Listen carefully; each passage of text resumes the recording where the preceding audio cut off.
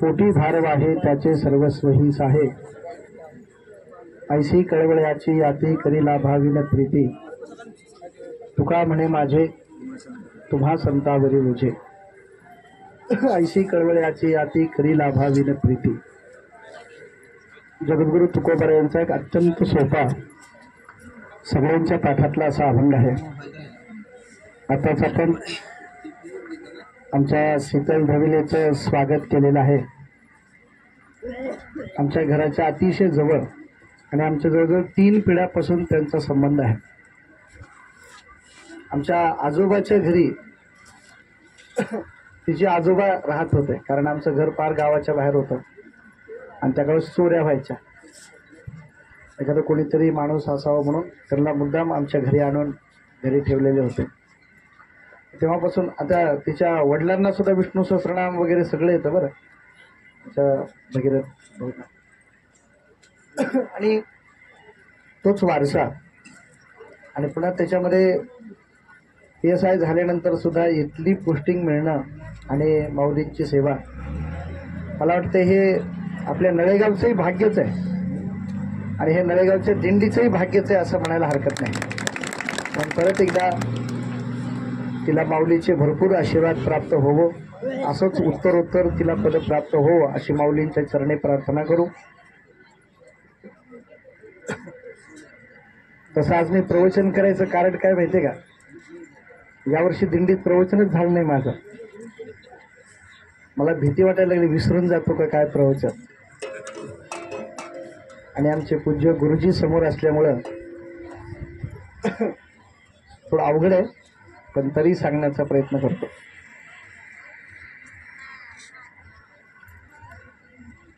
तसं सगळ्या योनीमध्ये माणूस हा सर्वश्रेष्ठ आहे असं कमीत कमी आपण माणसं तरी मानतो.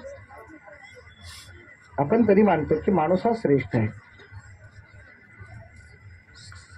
तसं जर बघायला गेलं तर सामर्थ्यामध्ये माणूस श्रेष्ठ नाही. वाघ सिंह इतकी ताकद आहे का आपली?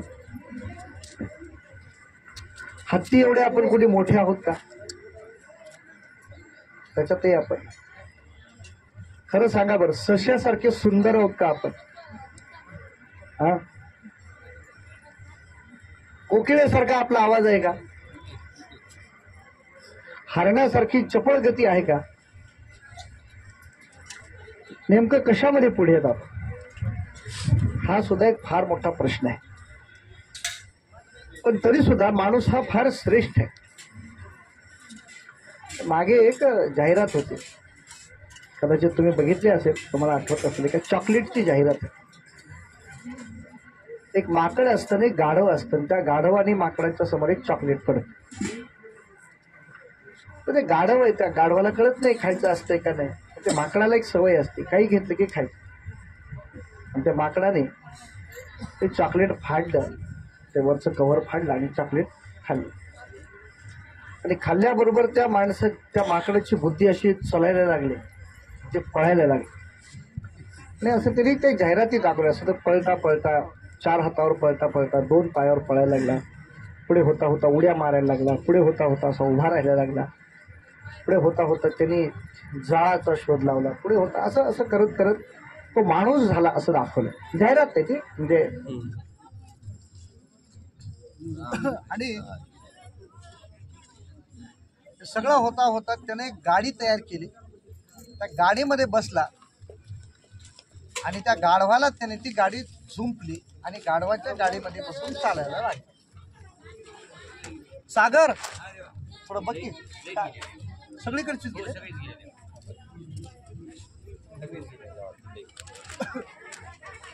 तर एकंदरीत काय, आता ते चॉकलेटमुळे तर असं काही झालेलं नाही, कशामुळे झालं माहिती नाही, पण माणूस हुशार झाला एवढं मात्र नाही. पण गंमत अशी आहे, त्या सगळ्या बाजूमध्ये तो अत्यंत हुशार असला तरी सुद्धा परमार्थाच्या दृष्टीनं मात्र माणूस अत्यंत कमी आहे. आणि थोडक्यात सांगायचं तर अत्यंत अनधिकारी आहे. आपण विचार करा बरं, आपण कशाचे अधिकारी आहोत? आपण योगाचे अधिकारी आहोत का? योग जर करायचा म्हणला, योग करायचा असेल तर एक पहिला नियम सांगितलेला आसन. आसन म्हणजे काय असतं माहितीये का? कसंही बसा तुम्ही, पण 7 घंटे एका जागेवर बसा. त्याला काय म्हणायचं? चला मांडी घालून बसा, वज्रासनामध्ये बसा, अगदी एका पायावर उभं राहा, काही करा. कमीत कमी 7 घंटे ज्याला एका पायावर आहे तशा स्थितीमध्ये बसता येतं त्याला आसन असं म्हणतात. आणि ही पहिली पायरी आहे. अशा किती पायऱ्या आहेत? अशा 8 पायऱ्या आहेत. कुणाला 7 घंटे मांडी घालून बसता येईल? हात वर करा बरं बघू. 7 घंटे बरं, लगेच परीक्षा सुरू सकाळपर्यंत. काम अवघड आहे. म्हणून ज्ञानोबारीने असं सांगितलंय, ह्या योगाच्या बद्दल माऊलीने असं चिंतन केलंय, यया मार्गाचा कापाडी महेशू अजूनी. महादेव सुद्धा या मार्गाची वाटसरू आहे. आता महादेव जर वाटसरू असतील तर महादेव नावाचं कुणी आहे का इथं? त्याचं नाव कशात घ्यावं लागेल? तर महादेव सांगतायत मला आणखी योग पूर्ण झाला नाही, मी वाटसरू यायच्यातलं. त्याच्या कारणाने फार अवघड आहे. योग अत्यंत अवघड आहे. मग योगाच्या ऐवजी यज्ञ जमेल का? यज्ञ जमणं तसं थोडं योगापेक्षा सोपं असं मानता येईल आपल्याला, पण ते सुद्धा इतकं सोपं नाही बरं. यज्ञासाठी जे जे काही नियम सांगितलेले तो कुठं करावा, कोणी करावा याच्यापासून त्याला तूप लागतं गायचं, आणि जरशा गायचं जमत नाही.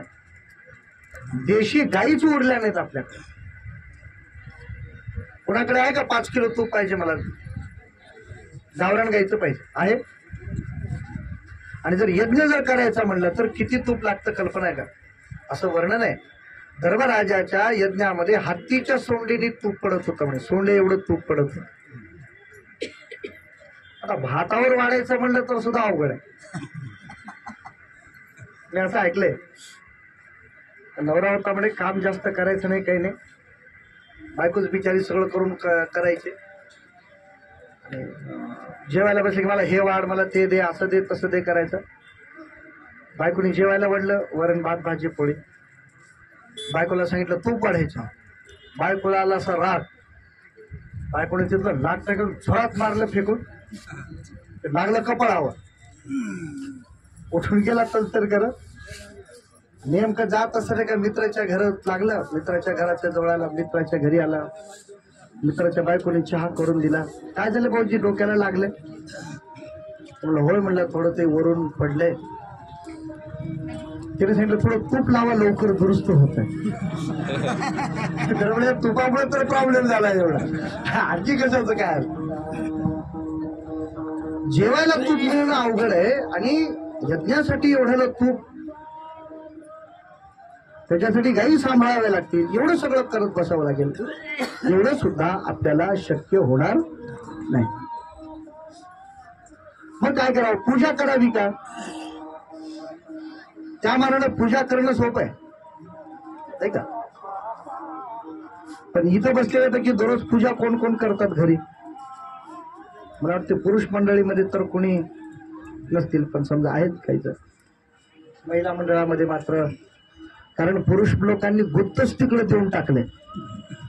हा, काय पूजा करायची ते तुमचं तुम्ही करायचं. जमलं तर स्नान झाल्यावर हात जोडून पाया पडणार. इतकं अवघड काम आहे. पूजा करणं सुद्धा इतकं अवघड आहे. एखाद्या देवाला आवडत नसलेली वस्तू जर दिली, एखाद्या देवाला आवडत नसलेली जर वस्तू दिली तर त्याचं पातक आहे. तुम्ही सगळेजण पूजा करता म्हणताय म्हणून सांगतो. आमच्याकडे एक आमचे गुरुजी आहेत, आणखी आहेत, आमच्या परभणीमध्ये राहतात. ते मला म्हणले, अमोल महाराज, दररोज सकाळी 6 वाजता ऐका बरं, दररोज सकाळी 6 वाजता देवाची पूजा करतो. नियम असा आहे, सूर्योदयाच्या आत जर स्नान झालं तरच पूजेचा अधिकार आहे. ऐकलं का सगळेजण? सूर्योदयाच्या नंतर जर स्नान झालं तर आधी, आता पण करणं वेगळं. सूर्योदयाच्या आत स्नान झालं पाहिजे. 6 वाजता पूजा करून देवाला तूप आणि भाताचा नैवेद्य दाखवतो. किती वाजता? म्हणजे हे सोपं आहे. इकडे भात टाकायचा आणि पटकन लगेच नैवेद्य दाखवतो. म्हणजे तसं नाही, दुपारी 12 वाजता सवळ्यात स्वयंपाक करून नैवेद्य दाखवतो. पण हेही चांगलं आहे. ते म्हणले संध्याकाळी 8 वाजता दशमीचा नैवेद्य करून दाखवतो. 3 वेळेस देवाला नैवेद्य दाखवणारे कोण कोण आहेत? अशी पूजा केली तर ती पूजा आहे. मला असं वाटतंय अशी पूजा करण्याचा अधिकार आपला. वारीचं काम सोपं आहे की नाही त्या मानानं? हा, अरे सांगा, सोपं आहे ना? मी गोळ्या द्यायला लागलोय, मस्त गोळ्या खाऊन वारी करायला लागलात तुम्ही. हा, खरं सांगू का, वारीचं काम सुद्धा अवघडच आहे. एक तर आपली खरं सांगायचं तर पूर्ण वारी होतेच असं नाही. कधी कधी मला तरी 1-2 वेळेस बसावंच लागलं गाडीत. बाकी काही निश्चयानं करणारे आहेतच वारकरी, त्याच्याबद्दल प्रश्नच नाही. आमचा प्रश्न कुठं, हे कुठं? तुकोबांनी सांगितलं हेच तुमच्या प्रश्नाचं उत्तर आहे. म्हणले काय? आता मला सांगा, लेकराचा अधिकार काय? लेकराला गाता येतं का? फार तर रडता येत. आणि रड नाही का फार चांगली गोष्ट आहे का? लेकराला बोलता येत नाही, लेकराला काही करता येत की हाच त्याचा अधिकार आहे. त्याला काही येत नाही, अनधिकार हाच त्या लेकराचा अधिकार. त्याला भूक लागलेलं सांगता सुद्धा येत नाही. आणि काय कमाल असेल, त्याच्यासाठी त्याची आई सगळं देते. जसं ते लेकरू अनधिकारी आहे तसं तुम्ही अनधिकारी आहात. बरोबर आहे? ते लेकरू कसं आहे, त्याच्या हातात काही नाही, त्याला काही करता येत नाही, काही बोलता येत नाही. भजन करता येईल का लेकराला 3 महिन्याचं? आमच्या शंकर महादेवांसारख्या एखादी चाल जमेल? लेकरू जसे तसेच तुम्ही आहात ना. ते काम करा. त्या लेकराने जसं आपल्या आईची शरणागती स्वीकारली तशी तुम्ही स्वीकारा. तुमची आई कोण आहे पहा. मग तुकोबाराने लोकांनी विचारलं, महाराज आई म्हणजे काय? बऱ्याच लोकांनी आई वडिलाच्या बाजूला राहत होते, काय लोकांच्या आई वडिलांचं जमत नव्हतं असे होते. लेकराबद्दलच तुकोबाराने त्यावेळेला हा अभंग सांगितला नव्हता. काय सुंदर 3 श्लोक ओळीमध्ये तुकोबाराने आईचं महत्व सांगितलं.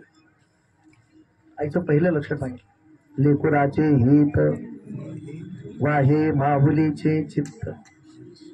कधी कधी आईचं सामर्थ्य नसतं लेकराचं दुःख दूर करण्याचं, पण तिचं चित्त मात्र काय करतं, त्याचा प्रयत्न करत राहतं. काल तुमच्या कल्याणीने पण सांगितलं, घार हिंडे आकाशी चित्त तिचे शिलापाशी. आईच्या स्वभावाचा जर विचार केला, केवळ लेकराचं कल्याण हेच खरं खोटं मला माहित नाही. पूज्य गुरुजी समोर बसले, हे फक्त ऐकले म्हणून सांगतो की रावणाने आपल्या भावाला लाथ मारली आणि तो तिथून निघाला. आणि ज्यावेळेस विभीषण निघाला तर विभीषणाने आपल्या आईला जाऊन नमस्कार केला आणि सांगितलं, आई मला दादानी लाथ मारली, मी आता निघालो. कुठे चाललंयस बेटा? मी आता रामाकडे चाललोय. ठीक आहे म्हणजे जा, कल्याण होईल तुझं. रामाची शरणागती हे तुझं खरंच चांगली गोष्ट आहे. तुझा माझं कमीत कमी एवढं बाल तर जगेल. तुझा बेटा, तुला आशीर्वाद आहे माझा. म्हणून तो निघाला जायला.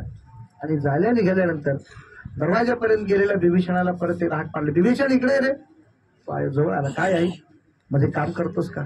मी काय, राम तर नक्कीच माझ्या रावणाला मारणार आहेत, पण त्या रामाला सांग माझ्याकडून एकदा की माझ्या मुलाला बाण मारताना थोडं हळू मार म्हणा. ऐका, राक्षसाची जरी आई असली तर तिच्या अंतःकरणामध्ये प्रेम असतं. हा आईचा स्वभाव. आता राक्षसाच्या आईच्या अंतःकरणात जर प्रेम असेल तर आपल्या आईच्या अंतःकरणाचा स्वभाव काय असेल? अत्यंतिक प्रेम, अत्यंतिक जिव्हाळा लेकराबद्दलचा हा वात्सल्य हा आईचा धर्म आहे, स्वभाव आहे. सिंही नसते की नाही, फार क्रूर असते, पण तिच्या लेकरा अंगा खांद्यावर खेळताना वात्सल्य तसंच असतं ना. अत्यंतिक वात्सल्य हा आईचा स्वभाव असतो. आणि त्या अत्यंतिक ज्ञानोबांनी फार गोड ओवी लिहिली आहे. तुम्हाला पहा, सोपी आहे कळायला, पण तरी सांगतो. लढियाची बालका किरीटी, करुणी स्नेहाची दिठी, जशी बाळा पाठोपाठी माऊली धावे. परमात्मा भक्ताचं रक्षण कसं करतात ते सांगताना माऊलीचं दृष्टांत दिला. माऊली अत्यंत लळा करणारी आई आपल्या लेकराला नुकतंच उभं राहायला, एक एक पाऊल टाकायला शिकवत असताना, ते लेकरू असं चालत असताना त्याच्या भोवताली असे 2 हात धरते आणि त्या हातापेक्षा सुद्धा काय करते, आपल्या दिठीचं पांघरुण करते. गवसणी करुणी स्नेहाची दिठी, गवसणी म्हणजे पांघरुण, त्याच्यावर स्नेहाचं पांघरुण घालते आणि त्या लेकराच्या मागोमाग जसं धावते की नाही, हा आईचा स्वभाव आहे. लेकराचे हित वाहे माऊलीचे चित्त, ऐसी कळवळ्याची जाती, करीला भावी न प्रीती. आता आपण सगळे बऱ्याच वेगळ्या वेगळ्या गावचे लोक आहात. मला नळेगावचं बऱ्यापैकी माहिती आहे, कारीपूरचं थोडं माहिती आहे, जानवळचं थोडं माहिती आहे, तुमच्या शंकर महादेवांच्या वाडीला फक्त एकदा जाऊन आलेलो आहे. थोडं सगळीकडचं माहिती आहे. सगळ्या गावचं मला सगळं माहिती नाही, म्हणून तुमच्यासाठी एक प्रश्न विचारतो, काही एकदम बघा, उत्तर द्या जमलं तर. तुमच्या गावामध्ये असा एखादा व्यक्ती आहे का की ज्यांनी एक अशी काठी घेतली, त्या काठीला 2 बाजूला 2 असे टोपले बांधले लोखंडी, एकामध्ये आईला बसवलं, एकामध्ये वडिलाला बसवलं, खांद्यावर घेतलं आणि आळंद घेऊन पंढरपूरला वारी केली, असा मुलगा तुमच्या कोणाच्या गावात आहे का? इकडं कुणाच्याच गावात नाही. बरं, कमीत कमी आपल्या आई वडिलाला बरोबर घेऊन तरी वारी करणार आहे का? चला भाऊ, आपल्या आई वडिलाला वारी करू आपण. अशी मुलं मला वाटते फार कमी आहेत, नाही? बरं, अशी तरी मुलं आहेत की नाही, आई वडील निघाल्यानंतर चला बाबा हे का 1-2 हजार रुपये घ्या, तुम्हाला राहू द्या, पण असे आहेत ना? आहेत ना अशी मुलं? अशी मुलं मला वाटतं बऱ्यापैकी आहेत. म्हणजे श्रावण बाळासारखं काठीवर आई वडिलाला घेऊन निघणारी मुलं आज उपलब्ध नाही. बर, एखादा दगड घेऊन आईच्या किंवा वडिलाच्या डोक्यात टाकलेला आहे का तुमच्या गावात कोणी?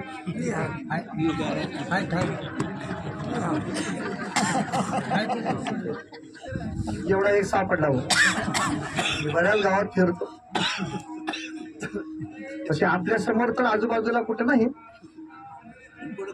म्हणजे असं आहे बघा, श्रावण बाळासारखा 1% कमी आणि दगड घालणारे पण 1% नाहीत आपल्याकडे एवढे. आणखी इतके आपल्याकडे सुधारले नाहीत आई वडिलाला मारणे इतके. ते बाहेर देशातले लोक असतात, त्यांचा आई वडिलांचा काही संबंध नसतो, टाकून दिलेले असतात. असं नाही, आपण अगदी शिवाई देणारे नाहीत आणि दररोज पाय पडणारे, तेवढ्या पुरतं मान देऊन तेवढ्या पुरतं ते करणारी माणसं. तर माझा एक प्रश्न आहे, टक्केवारी जर काढायची म्हणली तर चांगले मुलं जास्त निघतील का वाईट जास्त निघतील? हा, वाईट जास्त निघतील. 60% निघतील, 90 निघतील. वाईट मुलं किती टक्के निघतील? 80. 80 धरायचं का? 81, 82, बरं 91. ऐका, 90% मुलं जर चांगले नाहीत असा जर आजचा निष्कर्ष असेल तर माझा एक प्रश्न आहे, अशा किती टक्के स्त्रिया निघतील की आपल्या जन्मलेल्या लेकराला हे लेकरू आपल्याला म्हातारपणी सांभाळणार नाही म्हणून मारून टाकतील? 90% न सांभाळण्याची गॅरंटी असताना सुद्धा एकही आई आपल्या लेकराला मारून टाकू शकत नाही. त्याचं कारण काय? ऐशी कळवळ्याची याती करी लाभावीन प्रीती. लाभ न पाहता प्रेम करणारी माणसं थोडी आहेत त्याच्या.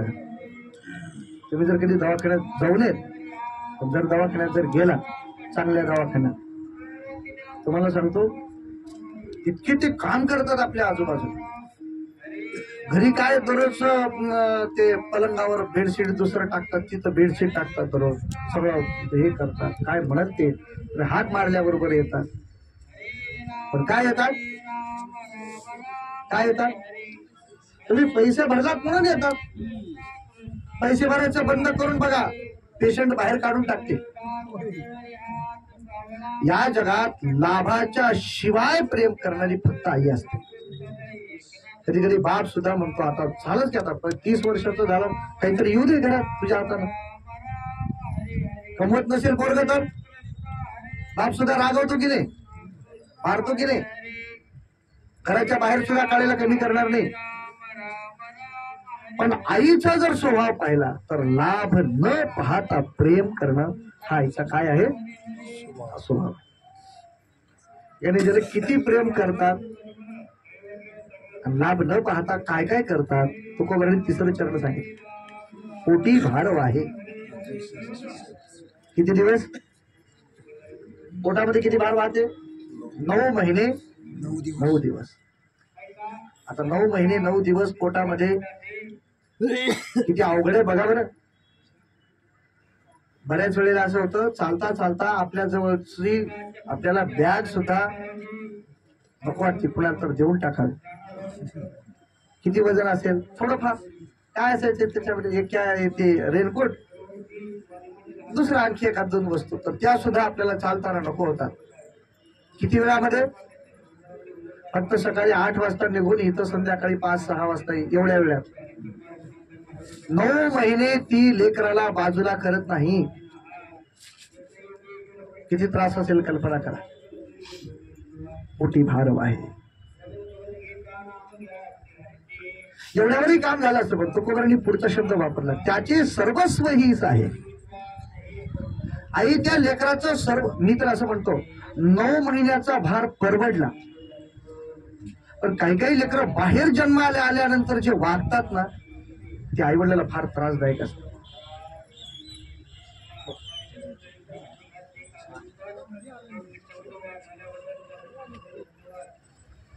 पण बाहेर आल्यानंतर लेकरं जे वागतात ना, अक्षरशः कित्येक आई वडील रडतात. आम्ही जर लेकरं आम्हाला झाले नसते तर परवडले असते असं म्हणतात. असं म्हणण्याची पाळी येते. कल्पना करा किती दुःख असेल. ते दुःख सुद्धा आई सहन करते. लहान असतं लात मारतं, ठीक आहे. काही काही लेकरं मोठेपणी सुद्धा लात मारू लागतात, तरी सुद्धा आई सहन करते. मी माझी पाहिलेली अनुभवलेली घटना सांगतो तुम्हाला. मी गाव सुद्धा सांगतो तुम्हाला. लोखंडी सावरगाव म्हणून गाव आहे. त्या गावामध्ये एक देशमुख नावाचं कुटुंब आहे. वारले ते आजोबा. त्यांना एक स्वभाव होता. त्यांचा आजूबाजूचे वेडे वगैरे माणसं गोळा करायची, कुठे रस्त्यावर दिसले की त्याला घेऊन यायचे घरी, त्याची सेवा करायची. लोखंडी सावरगाव. त्यांनी त्यांच्या घरातली घटना सांगितली. एक स्त्री बस स्टँडवर रडत होती. त्याने तिला घरी घेऊन आली. तिच्या लेकराने तिला घराच्या बाहेर काढलं होतं पोराने. 3.5 वर्ष त्या माऊलीनं त्याच्या घरी राहून, देशमुखांच्या घरी राहून, त्यासाठी मी सेवा केल्याशिवाय इथलं काही खाणार नाही म्हणून तिला दररोज स्वयंपाक करायची. ते वेळेला खाऊ घालायची, तिनेही स्वयंपाक करून ते करायचे. आणि 3.5 वर्ष झाल्यानंतर तिच्या पोराला कळाला आई इथं आहे आणि त्याने घेऊन जायला आलं. तुम्हाला आश्चर्य वाटेल, त्या माऊलीने सांगितलं, मी याच माणसाकडे राहीन, मी तुझ्याकडे येणार नाही. सीता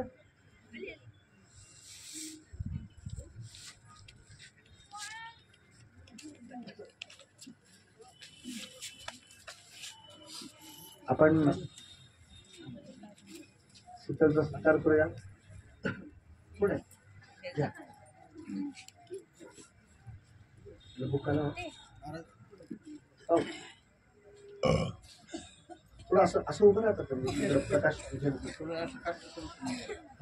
महाराज बुकाला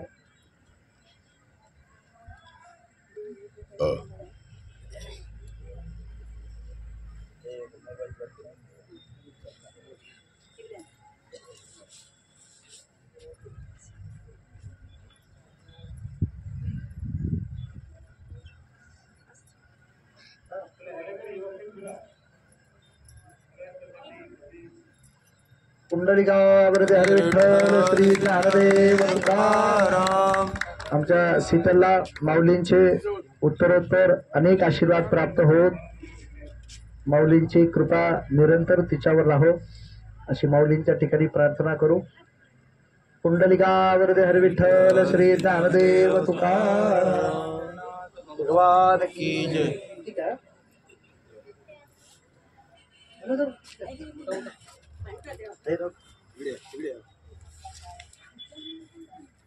देतो दान राजावर आम्हाला.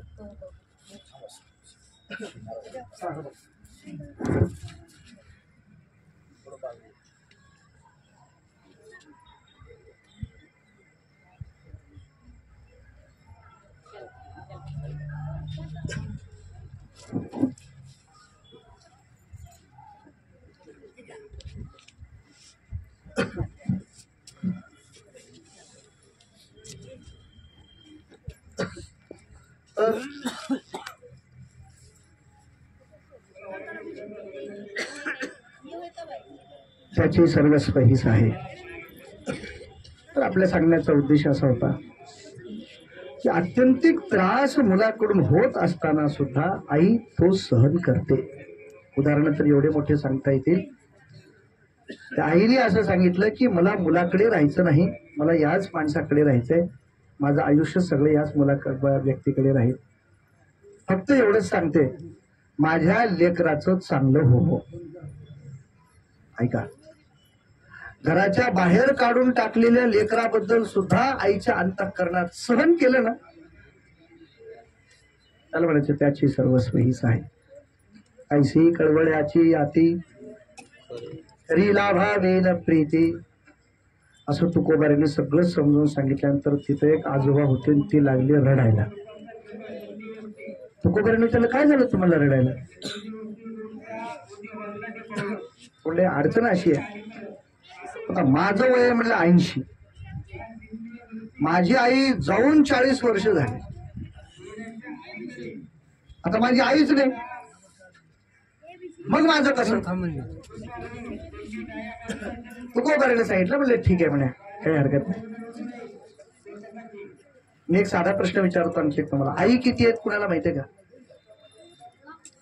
आई किती असतात? हा, किती असतात आई? एकच, दोन. आणखी कुणाला वाढवायचंय का बघा? मी सांगतो तुम्हाला आई किती असते. पहिली आई असते जिने आपल्याला जन्म दिला. जिने जन्म दिला, ऐका, कितीही सायास, कितीही जरी एखाद्या मुलाने काही केलं तर या आईचं ऋण कधीही फिटत नसतं. हे ऋण फेडायचं नसतं. काही काही ऋणामध्ये चांगलं असतं. सरकारचं ऋण फेडायचं असतं का?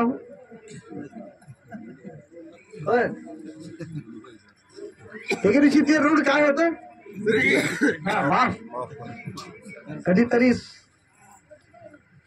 आईचं ऋण फेडायचं नसतं. आईच्या नेहमी ऋणात राहायचं असतं. आयुष्यभर आईची सेवा करायची. ही आई, ही पहिली आई आहे. मी तुम्हाला आता पुढची आई सांगतो. बघा, मोजा. दुसरी एक आई आहे, तिचं नाव आहे दाई. तिचं नाव काय? दाई माहिती आहे ना? दाई नावाची एक आई असते. तिने सुद्धा आपल्या आईने आपल्यावर जेवढा स्नेह केलेला असतो, मला सांगा एवढ्या लहान लेकराला आंघोळ घालताना जी ती येते, तिने कसं आंघोळ घातलेली असते, तिने काही केलं ना आपल्यासाठी माहित नाही. आता मी लहान असताना मला कुण्या दाईने आंघोळ घातली काय माहितीये, पण तिचं ऋण आहे ना माझ्यावर. उगा कोणीतरी कुणाला पाणी आंघोळ घालतं का, काय चार मूल्य घेतलं असेल नसेल माहिती नाही ते, पण तिचं ऋण आपल्यावर आहे. तिचं नाव काय, दाई. एखाद्या लेकराची जर लहानपणी जर आई जर वारली अगदी 4-5 दिवसाला, तर त्या लेकराला वाचण्यासाठी जगण्यासाठी दूध पाहिजे की नाही, कोणी देत.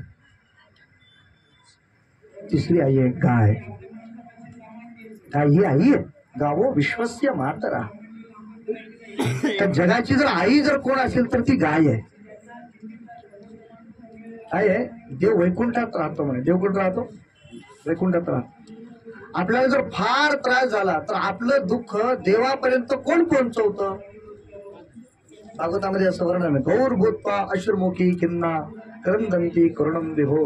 भगवंताच्या जवळ जाऊन, भगवंताच्या जवळ जाऊन वैकुंठामध्ये ही पृथ्वी गायीचं रूप धारण करते आणि गाय रूप धारण करून तिथं जाते आणि देवाला सांगते की हे सगळे लोक दुःखी आहेत, यांना दुःखातून मुक्त करा. आपण ओरडून देव ऐकत नाही, खाली येत नाही. कोण पाहिजे त्याच्यासाठी, प्रत्येक व्यक्तीचं कर्तव्य, प्रत्येक भारतीयाचं कर्तव्य, प्रत्येक हिंदूचं कर्तव्य आहे की त्यांनी गायीचं जोपासना केली पाहिजे, सांभाळ केला पाहिजे. प्रत्येकाने गायीचा सांभाळ केला पाहिजे. कमीत कमी जिथं गायीचा सांभाळ होतो अशा ठिकाणी एखादी चाऱ्याची पेंडी द्यायला काय हरकत. काहीतरी आपण गायीसाठी केलं पाहिजे. गाय जर नसेल तर आपलं दुःख देवापर्यंत मांडणारं दुसरं कुणीही नाही. गाय ही आपली कोण आहे, आई आहे. पुढची आई सांगू का, वेद ही आपली आई आहे. ज्ञानोबांनी 16व्या अध्यायामध्ये सांगितलंय, पै अहिता पासोनी काढिती इथं देवोनी वाढविती नाही श्रुती पुरवती माऊली जगा. वेदासारखी आई नाही. वेद काय करतात, अहितापासून दूर करतात. आपलं अकल्याण कशामध्ये आहे ते त्याला समजून सांगतात आणि त्याला तिथून परावृत्त करतात. हितदेवोनी वाढविती. आणि आपल्याला छोटे छोटे नियम माहीत असतील. सत्यम वद, खरं बोल, माहितीये की नाही, खरं बोला असं कोणी सांगितलं आपल्याला पहिले, हे वेदांनी सांगितलं. काय करा, खरं बोला. मला सांगा किती महत्वाचे नियम आहे. हे सगळे कुठून मिळाले आपल्याला, ते कुठून मिळाले सगळे नियम. हे सगळे ज्या वेदांनी आपल्याला शिकवले, हे जे निरंतर आपल्यावर अनुग्रह करणारे वेद आहेत की नाही, हे आपले कोण आहेत तर माऊली आहेत. नाही श्रुती पुरवती माऊली जगा. ज्ञानोबांनी असं सांगितलं, वेदासारखी जगाला दुसरी आई नाही असं ज्ञानोबाने सांगितलं. वेद निरंतर जगताचं कल्याण करतात. मग श्रुती ही काय आहे, ही आई आहे. चला पुढची आई सांगू, गंगा. ही नदी काय आहे, भीमा आणि चंद्रभागा तुझ्या चरणीची गंगा. कल्पना करा बरं, नदी जर नसती तर आपण राहिलो असतो का व्यवस्थित. आंघोळीला पाणी कुठलं असतं, किती घाण झालो असतो आपण. दररोजच्या दररोज पाणी मिळतं कुठल्या तरी नदीच्या. पावसाचं काही 12 महिने मिळत नाही ना, ते पाणी नद्याच जवळ ठेवतात, नद्या प्रवाही होतात. आपल्याला अंग. ज्ञानोबांनी चिंतन केलंय, फिळीत पाप ताप पोषित तिरीचे पादप समुद्री जाया गंगेचे जैसे. गंगेचं पाणी काय करतं तर त्याचं पोषण करतं तीरावरच्या वृक्षाचं. आपल्यासारख्याच आपल्याला जे तप्तता आहे, आपण आंघोळ केल्यानंतर पण परत एकदा डुबकी मारून यावं. का बरं, उष्णतेमुळे जर त्रास होऊ लागला तर तप्तता दूर करते, तृषा दूर करते. एवढंच नाही, प्रत्येक माणसाची अशी अपेक्षा आहे, मी कुठेही जन्माला येऊ दे, मी कुठेही राहू दे, मेल्यानंतर माझ्या अस्थी कुठे जाऊन पडाव्या, गंगेमध्ये. का पडाव्या, कारण माझ्या अस्थी जर गंगेमध्ये जर पडल्या तर मी आयुष्यभर जरी गंगेचं दर्शन घेतलं नाही तरी मला मोक्ष आहे. मोक्ष देणारी गंगा ही कोण आहे? ही आपली आई आहे. आणखी कुणाला माहितीये काय? वृक्ष हे सुद्धा आपल्या आईचे बरं. आपल्याला फळं कोण देत? मला सांगा बरं, झाड नसते तर आपण काय खाल्लं असतं? आपलं पोषण कुणामुळे? सगळ्या प्रकारचे वेगळे वेगळे झाड आहेत. पुण्या कोणते झाड लहान आहेत, कोणते मोठे आहेत, कोणते फळं देतात, कोणते फुलं देतात, कोणते धान्य देतात. त्या सगळ्या वृक्षाच्या योगानं सावलीपासून ते अन्नापर्यंत आपल्याला सगळं मिळतं. हे सगळं जर वृक्ष देत असतील तर वृक्ष आई नाहीत का? वृक्षाशी जोपासना ही अत्यंत आवश्यक आहे. ही आपली कोण आहे? ही आपली आईच आहे. चला आणखी कुणाला माहितीये काय? हा वा वा, कोण म्हणलं? ही ही ही भूमी कोण आहे? तिचं नावच आहे भूदेवी. पृथ्वी कोण आहे? पृथ्वी आपली आई आहे. आपण तिच्या अंगा खांद्यावर खेळतो, फिरतो, झोपतो, काय सगळं आपलं कुठे ह्याच्यावरच आहे ना. म्हणून भूमी कोण आहे? ही सुद्धा भूमाता. हिला आपण काय म्हणतो? ही आई. आणि भारत माता कोण आहे? ज्या भारत देशामध्ये आपण जन्माला आलो, ज्या भारत देशात राहतो, मग आपल्याकडे खूप सुंदर असं गीत आहे, वंदे मातरम सुजलाम सुफलाम मलयज शीतलाम सस्य श्यामलाम मातरम वंदे मातरम. भारत माता कोण आहे? आपल्या आईच आहे की. ही सुद्धा आपली एक. आणखी याच्या पुढे कोणाला माहितीये का? आणखी कुठे सांगेल का? हा गुरु माऊली नाही का? गुरु कोण आहेत? ते काय झालं, एक पोरग होतं, एक 7-8 वर्षाचं. त्याने काय घरामध्ये चोरी करायला घ्या. चोरी केली. ते नेमकं काही घ्यायचं होतं ते घेतलं त्याने. तेवढ्यात घरचा मालक जागा झाला. जागा झाल्यावर तो पळाला. खिडकीतून उडी मारली आणि बाहेर रस्त्यावर आल्याबरोबर तिकडून एक भरधाव वेगानं गाडी आली आणि त्या गाडीने त्याला उडवलं. ती बिचाऱ्याची आई गरीब होती, रडायला लागली, माझं पोरग पडलं लागलं त्याला. दवाखान्यात घेऊन जावं तर पैसे नव्हते तिच्याकडे. तिथे एक श्रीमंत माणूस आला होता काही कामानिमित्त. त्याने सांगितलं, हे बघ माऊली, माझंच लेकरू समज, आपल्या कुणीही लेकराला झालं तर काही हरकत नाही. बघ तुला किती लागतील? ते 5,000 धरे बघे आणि ह्या लेकराचं व्यवस्थित कर. दवाखान्यासाठी सगळा खर्च दिला ते. त्या लेकराचं सगळं व्यवस्थित झालं. काही दिवस निघून गेले. 20 वर्ष झाल्यानंतर तो माणूस सहज त्याच गावात आला. त्याने पाहिलं तर रस्त्यावर त्याची झोपडी होती त्याच्या आईची. तरी पाहिलं तर रस्त्यावरती झोपडी वगैरे. म्हणजे इथे एक ते लहान पोरग होतो, त्यावेळेस त्याचा पाय मोडला होता, मी त्याला पैसे दिले होते. ती म्हातारी म्हणजे हा माझंच पोरग होतं. बरोबर, काय करतं तुमचं पोरग सध्या? म्हणजे ते सध्या जेलमध्ये. म्हणजे कसं काय? ते म्हणजे चोऱ्याच करत होतं. हळूहळू ते एके दिवशी तर त्या गावातल्या पाटलाच्या घरी चोरी केली. पोलिसांनी पकडलं, जेलमध्ये टाकलं. तरी एक फार छान सांगितलं त्या माऊली, हे बघ बाई, तुझ्या लेकराचा पाय मोडला, हात मोडला, मी हातपाय भरून दिला, पण तू तुझ्या लेकराला ज्ञान न दिल्यामुळं, संस्कार न दिल्यामुळं, कसं वागावं हे न शिकवल्यामुळं, त्याला चांगल्या गुरुकडे घेऊन न गेल्यामुळं तुझ्या लेकराला अखंड जेलची वारी करावी लागते. काय कमी पडलं? जर आपल्याला ज्ञान जर मिळालं नाही, बाकी सगळं व्यवस्थित आहे, ज्ञान नसेल तर तुमच्या काही सुभाषितांना माता शत्रू पिता वैरी येन बालो न पाठिता. त्याने आपल्या मुलाला गुरुकडे ठेवलं नाही, त्याला चांगलं ज्ञान मिळवून दिलं नाही, ते आई वडील त्याचे शत्रू आहेत म्हणून सांगितले. कबीरदासाचा एक दोहा आहे, गुरु कुंभार शिष्य कुंभ है. गुरु कुंभार, गुरु कोण आहे? कुंभार आहे. आणि शिष्य कोण आहे? मडक आहे. तर घडी घडी काढे खोट सारखं त्याच्यावरती ठोकत असत. आता ते आपल्याकडे डायरेक्ट मडकेच येतात किंवा जेव्हा आपल्याला माहिती नाही, घडी घडी काढे खोट. पण त्यांचं पुढचं फार छान आहे. अंदर हात सहार है बाहेर मारे चोर. ते मधून त्याच्यावर हात दिलेला असतो प्रेमाचा. खरं सांगू का, गुरु इतकं वात्सल्य या जगात दुसरं कोणीच करू शकत नाही.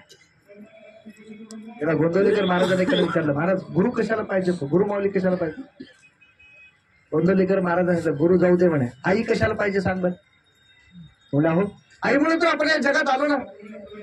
ते म्हणले अरे आईमुळे आपण जगात आलो, पण आता या जगातून बाहेर जायचं झालं तर गुरु माऊली शिवाय बाहेर काढणारं कोण आहे. म्हणून तुम्ही ज्ञानोबारायांचं जर सगळं चरित्र जर बघाल तर ज्ञानोबारे अखंड गुरुचे भक्त, इतकी गुरुभक्ती. ज्ञानोबारांनी स्वतःचं जिथं जिथं काही वर्णन केलं ना तिथं तिथं म्हणे निवृत्ती दासू अवधारी जोची. आपल्याकडे कितीतरी गुरु, श्री गुरु सारिका किंवा सद्गुरु सारिका, स्वतः पाठी राखा इतर आचार्य लेखा कोण.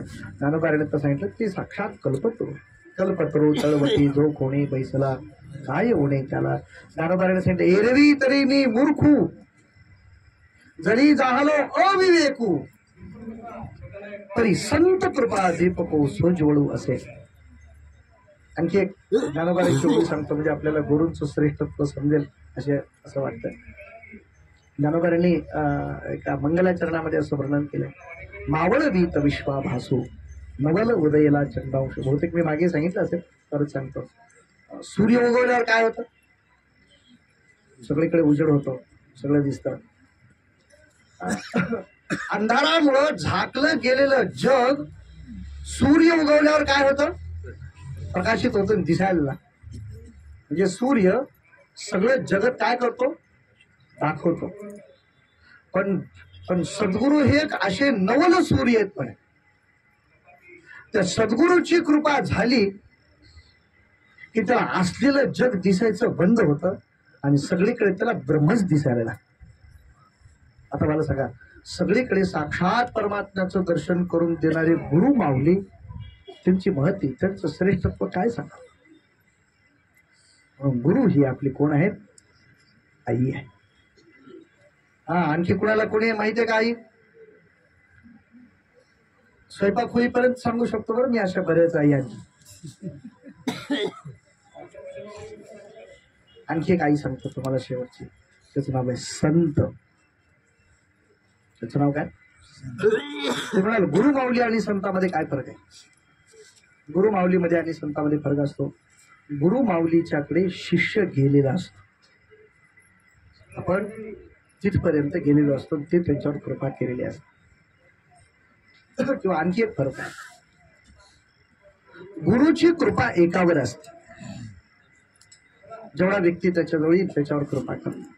संत कुणाला म्हणतात माहिती का, संत उदार उदार भरले अनंत भांडार. त्यांचं भांडार एवढं भरलेलं असतं की त्याला शिष्यच लागतं असं काही नाही. म्हणून ज्ञानोबारांच्या ज्ञानेश्वरीचा अभ्यास करणारे आपल्यासारखे वारकरी पण आहेत आणि काही काही लोक ते पायही पडत नाहीत पण ज्ञानेश्वरीचा अभ्यास करतात. ते म्हणतात ज्ञानेश्वर महाराजांचं आम्हाला बाकी काही माहित नाही, पण आम्हाला त्यांचा ग्रंथ आवडतो, त्यांचे साहित्य आवडतं. ते त्यांचे शिष्य नाही आहेत, त्यांचे भक्तही नाही, पण तरी सुद्धा त्यांनी दिलेल्या ज्ञानामुळे ते प्रसन्न होतात, आनंदित होतात. संतांना शिष्य होण्याची गरज नसते.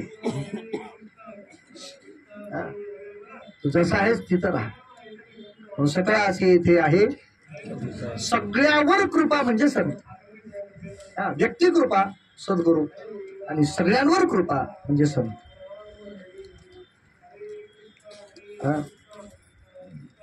संतांच्या बद्दल तर काय सांगावं, जेवढं सांगाल तेवढं थोडंच आहे. का संतांच्या बद्दल सांगावं याच्याबद्दल सुद्धा खूप मोठा विचार विनिमय, पण त्या भानगडीत आता खूप न पडता मी तर तेवढं सांगतो की संत ही आई आहे. आता एवढ्या सगळ्या किती आई झाल्या कोणी मोजल्यात का, तुमचं लक्षच नाही. 9 झाल्या का, हा बरं ताईने मोजलं. ठीक, किती आई झाल्या, 9. आणखी वाढल्या असत्या पण तरी 9 वर. आणखी एक सांगतो तुम्हाला, एखाद्या प्रश्नावर जेव्हा एकच उत्तर असतं तेव्हा काही अडचण नसते. आता प्रश्न असा आहे, आई किती निघाल्या? 9. आता 9 आईपैकी कोणत्या आईवर भार टाकायचा? तुम्हाला काय वाटतं? आई किती आहे? 9. आता 9 पैकी कोणत्या आईवर भार टाकायचा? शेवटच्या का पहिलं? एकदम पहिला म्हणाय एकदम शेवटच्या म्हणाय, सगळ्यांवरच टाकायचं. म्हणून तिथे हाच प्रश्न उभा राहिला. कुठं? ते जे सगळे गेले होते की नाही देहूला, त्याही सगळ्याच्या समोर हाच प्रश्न उभा राहिला. एवढ्या आईपैकी कोणत्या आईवर भार टाकायचा? त्यातलं एक फार हुशार होता महाराज. तो म्हणला, महाराज आमच्या सगळ्याचं जाऊ द्या, तुम्ही कुणावर भार टाकताल?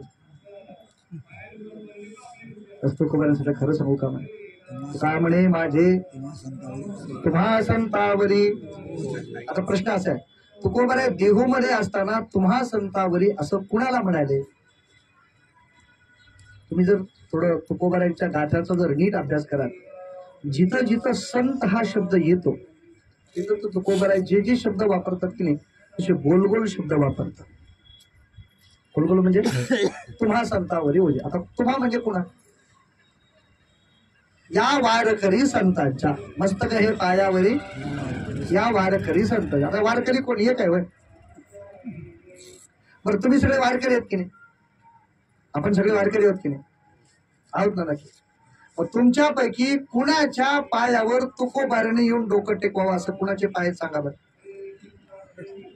आपल्यापैकी आहेत कुणी असं तुकोबाराने येऊन त्यांच्या पायावर डोकं टेकवावं? कोण कोण वारकरी तुकोबारांच्या? ऐका, म्हणून जिथं जिथं तुकोबाराय संत शब्द वापरतात की नाही तिथं तिथं तुकोबाराय फक्त ज्ञानोबाराय हा शब्द वापरतात. संतत्वामध्ये ज्ञानोबारायांना पूर्ण संतत्व तुकोबाराय मानतात. म्हणून आपण जी वारीला येतो, तुकोबाराय जी वारी करत असत त्या काळातले जे दाखले आहेत, तुकोबाराय डायरेक्ट पंढरपूरला निघायचे नाहीत देहून, ते आळंदीला यायचे. तुकोबाराय आणि त्यांचे मुलगे नारायण महाराज इथपर्यंत हा नियम होता की ते आपल्या देहून आळंदीला यायचे, आळंदीहून इकडे यायचे. पुढे पुढे मग तो सोहळा मोठा होत गेल्यानंतर मग पुढे 2 रस्ते तयार झाले. तुकोबाराय नेहमी संत म्हणलं की ज्ञानोबाराय म्हणे. आणि तुम्ही भार कुणावर टाकणार असं म्हणल्याबरोबर तुकोबारायच्या लोकांच्याकडून त्याने आपलं मान वळवले आणि आळंदीकडे केले आणि आळंदीकडे करून ज्ञानोबारायांच्या समोर हात जोडले. तुका म्हणे माझे तुम्हा संतावरी म्हणजे. आता एक प्रश्न आहे आणि त्या प्रश्नाचं उत्तर आहे. प्रश्न असा आहे, सुरुवातीला मी तुम्हाला काही सांगितलं होतं, आपण याचे अधिकारी नाहीत, आपण त्याचे अधिकारी नाहीत, आपण हे नाहीत ते नाहीत वगैरे असं काही सांगितलं होतं सुरुवातीला. त्याची गरज होती का? वस्तुत आज बघायला तर अभंग कुठून सुरू झाला? लेकुराचे हित. डायरेक्ट लेकुराचं हित सांगता आलं असतं की सुरुवातीला आपण ह्याचे अधिकारी नाहीत त्याचे अधिकारी नाहीत असा विचार त्या वारकऱ्यांनी त्या माणसांनी केला. पण ते तुकोबाराय हे सांगायची काही गरज होती का? ही गरज होती. त्याची गरज मी आत्ता सांगतो तुम्हाला. सगळ्या आई बाजूला करून संतरूपी आईवर भार का टाकायचा? त्याचं कारणच आहे, आपण कशाचेच अधिकारी नाही, पण सगळ्या आई त्यांच्या त्यांच्या जागेवर अत्यंत श्रेष्ठ आहे. त्याच्यावर हे निर्विवाद आहे. पण सगळ्यात मोठी जी समस्या आहे ना, त्या अनधिकाराला अधिकारी करण्याची, ती फक्त आई संत करू शकते. म्हणून संतरूपी आईला शरण द्या, तिच्यावर भार टाकायचं. ऐका, आपण ज्ञानाचे अधिकारी नाहीत, पण ज्ञानोबारायाने जर अनुग्रह जर केला, मला सांगा, रेड्याच्या डोक्यावर जर हात ठेवला, ज्ञानदेव म्हणे बोल रे ऋग्वेद, तर रेडा जर वेद बोलत असेल तर आपण तर आहोत किंवा आपण जर ज्ञानोबारायांच्या शरणागती जर गेलो, ज्ञानोबारायाने जर आपल्या डोक्यावर हात ठेवला तर आपण ज्ञानाचे अधिकारी होतो की नाही? आहे ज्ञानेश्वरी वाचल्यानंतर काय काय होतं हे सांगताना नाथबाबांनी असं सांगितलंय, जो दगडा इतका अज्ञानी आहे तो सुद्धा ज्ञानी होईल. हा, ज्ञानेश्वरीची गीतेवरची टीका ज्ञानेश्वरी जर वाचली तर त्याला ज्ञान प्राप्त होतं, म्हणजे ज्ञानाचा अधिकारी होतो. ज्ञान नसतानाही ज्ञानाचा अधिकारी. कुणावर भार टाकल्यावर होतो? संतांवर. आपण योगाचे अधिकारी आहोत का? आपण योगाचे अधिकारी नाही. पण तुम्हाला माहिती का, आपल्याकडून सहज योग होतो बरं. योगामध्ये पहाटे उठलं पाहिजे. आपण पहाटे उठतो की नाही? सहज योग होतो. योगाच्या कित्येक क्रिया आपोआप होतात त्याच्यामध्ये. कोणामुळे? ज्ञानोबांवर भार ठेवला. अहो, चांगदेवासारख्या योग्यानी सुद्धा 1400 वर्ष झाल्यानंतर म्हणावं की माझ्यामध्ये पूर्णत्व आलं नाही, ज्ञानोबाऱ्या तुम्ही आम्हाला पूर्ण करून द्या. आणि ज्ञानोबाऱ्याने अनुग्रह केल्यानंतर त्याला पूर्णता येते. म्हणजे योगाची पूर्णता कोण करून देऊ शकतो? त्याच्यातला अधिकारी आपल्याला ते पूर्ण करून देतात. आपला अधिकार नाही यात्रा करण्याचा. जमलं तर एकदा असं करून बघा. आता हे वारी झाली ना, 8-15 दिवसानंतर परत एकदा आळंदी येऊन पंढरपूरला चालत जा. जमेल का? हा, बघा प्रयत्न करू. कोणी आले तरी इथं पंगत देतात का? 2-4 जण केले देतील, पण यायला कोण तयार आहे? ऐका, यात्रा करण्याची सुद्धा आपण अधिकारी नाहीत, पण ज्ञानोबा जर बरोबर असले तर आपोआप सहज चालली की नाही? तसंही चला. किती हरवतात तुम्हाला सांगतो. मला सुरुवातीला फार टेन्शन यायचं कोणी हरवल्यानंतर. एके दिवशी काय झालं, एक अशीच एक माऊली हरवली. हुडकत आम्ही 10 वाजेपर्यंत आंघोळच केली नाही. इकडं तिकडं हुडकत आमच्या दिंडीच्या पुढच्या दिंडीमधले एक ते पोद्दार म्हणून आहे. ते मला म्हणले, महाराज हे बघा म्हणले, वारीमध्ये कुणीही जरी हरवलं तर पहिली गोष्ट त्यानं उपाशी मरत नाही. दुसरी गोष्ट तर कायमस्वरूपी कधी हरवत नाही. घंटा 2 घंटे उशीर ना लवकर. गेल्या वर्षी इथंच ते एक आजी आल्या होत्या गेल्या वर्षी कुठल्या तर दुसऱ्या नंबरमध्ये. भयंकर ताप त्यांना. रस्ता चुकलेत, त्याची दिंडी चुकल्यात, त्यांना दिंडीचा नंबर व्यवस्थित सांगता येत नव्हतं. फक्त नंबर माहित होता, बाकी काहीच माहित नव्हतं त्यांना. काही नाही, मस्त जेवायला दिलं, छान मी गोळ्या दिल्या, गोळ्या वगैरे घेऊन मस्त सकाळपर्यंत आहे. माझ्या गोळ्या अशा भारी आहेत तुम्हाला सांगतो. खाल्ल्याबरोबर सकाळी एकदम ठणठणीत झाल्या. आमच्या बरोबर गेल्या, त्यांना दिंडीमध्ये त्यांच्या नंबराला सोपवलं. ते म्हणल्या, महाराज फार छान झालं. हे आम्ही कोण करणार? ज्ञानोबांनी अगोदरच सिस्टीम तयार करून ठेवली. कोणी हरवला तरी त्याला जेवायला मिळेल, त्याला राहायला जागा मिळेल, त्याला सगळं मिळेल. तो उद्या पोहोचेल, परवा दिवशी पोहोचेल. आमचे एकतर काका 2 दिवसानंतर पोहोचले. फक्त फोन करायचे, सांगायचे मंदिरात आहे, उद्या येतो. कोणी हरवत नाही. घंटाभर थोडं मागे पुढे होईल. म्हणून मी सांगत असतो, हरवायचं असेल तर एकट्याने हरवायचं नाही, 2-4 घेऊन हरवायचं. एकट्याने हरवलं तर थोडं त्रास होतो. 1-2 घेऊन झाला, आता राहिलेच किती म्हणा. शक्यतो हरवायचंच नाही. हरवलं तरी टेन्शन द्यायचं नाही, चालत राहायचं आपला नंबर बघत बघत बघत व्यवस्थित. माऊली आपल्याकडून यात्रा करून घेतात, आपण करत नाही. आपल्यामध्ये करण्याची ताकद नाही.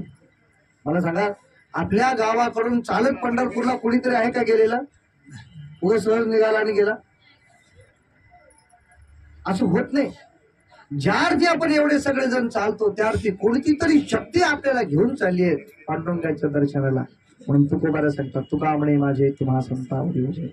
आपली यात्रेचे अधिकारी त्यांनी आपल्याला करून घेतलं, ज्ञानाचा अधिकारी ते आपल्याला करून घेतात. अहो, आपण ज्यावेळेला भजन करत करत चालतो की नाही, असं वर्णन आहे की जो व्यक्ती भजन करत करत चालतो त्याच्या प्रत्येक पावला पावलाला यज्ञाचं फल आहे. यज्ञ पाऊला पाऊली काय? हा, नाम घेता वाट चाले, यज्ञ पाऊला पाऊली. हो, मला सांगा, यज्ञ आपोआप व्हायला लागले, तपस्या आपोआप व्हायला लागली, सगळंच्या सगळं आपोआप. कुणामुळे? तुम्हा संतावरी ओझे. मग आपण सगळ्यांनी आपलं सगळं ओझं त्या संतांवर टाकावं. आणि हळूहळू काय असतं माहितीये का, मी मागे पण सांगितलं, ते मुंगीचा दृष्टांत सांगितलं, आठवतं ना? मुंगीत सांगितलं, आठवलं? हा, आमच्या नळेगावची एक मुंगी होती, तिला जायचं होतं पुण्याला. जाता येईल का? नळेगावच्या मुंगीला कुठं पुण्याला जाणं होत असतं. पण मी बॅग भरत होतो, माझ्या बॅगेत गेली, पोहोचली की पुण्याला. हा, तसं ही ज्ञानोबारायांची बॅग आहे. त्या बॅगेमध्ये आपण आपलं सगळं भार टाकला की माऊली आपल्याला बरोबर घेऊन पंढरपूरला जातात. पाऊस झाला, आपण तरी त्रास सहन केला. आपल्याला कुठं जागेची अडचण पडली, आम्ही विचारच करत होतो कुठं काटे आहेत, एके ठिकाणी ते काच आहेत, एके ठिकाणी गाढव काटे आहेत, एके ठिकाणी काय खडक जर होता टोचत होता. बसताना लोक म्हणले टोचला, पण दुसऱ्या दिवशी म्हणले कधी तो सकाळ झाली कळालंच नाही. असं सगळं आपण करत करत हळूहळू ज्ञानोबाला आपल्याला घेऊन जातात. त्यांच्या कुशीमध्ये, त्यांच्या सान्निध्यामध्ये भजन करत करत आपण पंढरपूर पर्यंत जाऊन पांडुरंगाचं दर्शन घेऊन आपण सहज अधिकारी होतो. आपला उद्देश काय? आपण अनधिकारी असतो, पण संतांवर भार टाकल्यानंतर आपण अधिकारी होतो. असंच अधिकारी ज्ञानोबारांनी आपल्याला करावं अशी माऊलींच्या चरणी प्रार्थना करू आणि तस थांबू. पुंडलिकावर हरी विठ्ठल, श्री ज्ञानदेव तुकाराम, विठ्ठल विठ्ठल विठ्ठल विठ्ठल विठ्ठल विठ्ठल.